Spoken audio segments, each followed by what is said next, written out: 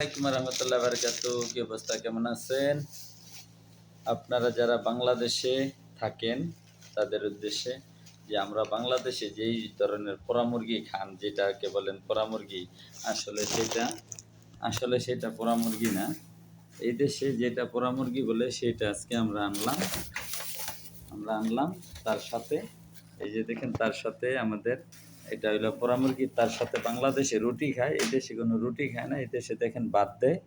হ্যাঁ, ভাতের সাথে এই যে দেখেন পোড়া মুরগি,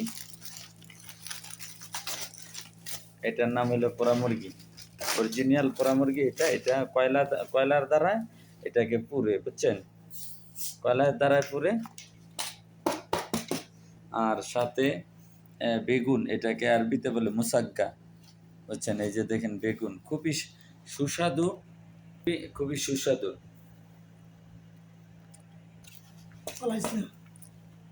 এই যে আমার এই যে এই ঠান্ডাটার দাম 5 রিয়াল। আর গোটা এই মুরগিটার দাম, এটা হইলো আপনার বিরিয়ানি ভাত সাথে দেয়। বাংলাদেশে তো আপনার বিরিয়ানি ভাত দেয় না, রুটি দিয়ে খায়।